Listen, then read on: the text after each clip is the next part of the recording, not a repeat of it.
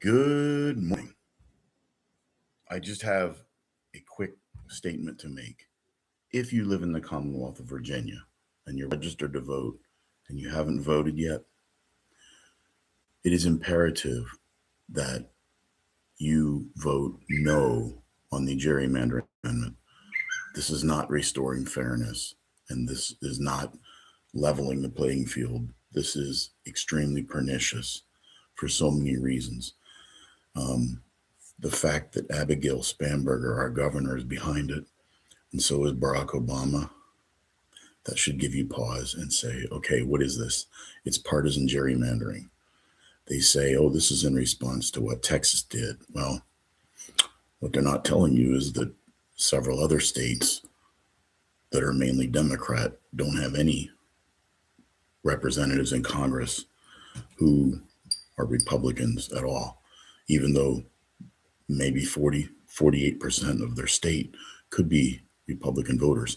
Currently in Virginia, our U.S. House is made up of 6 Democrats and 5 Republicans. If this gerrymandering amendment goes through, that means that there will be 10 Democrats and only 1 Republican.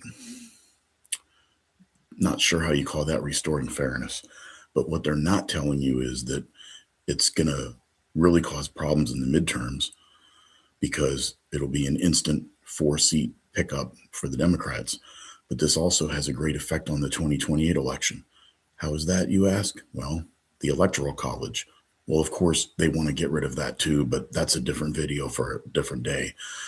But under the system of electoral votes, I think Virginia has 11 congressmen and 2 senators. So if my memory is correct, using public school math, that would be that we have 13 electoral college votes in Virginia.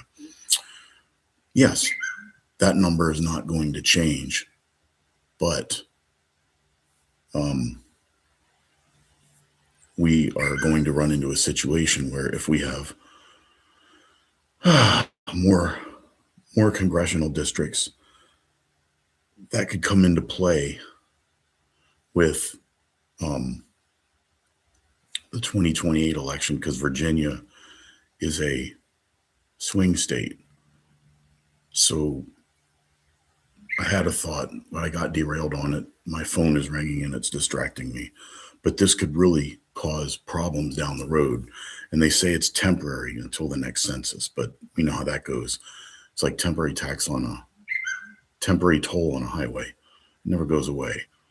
Once they get that power, supposing they seat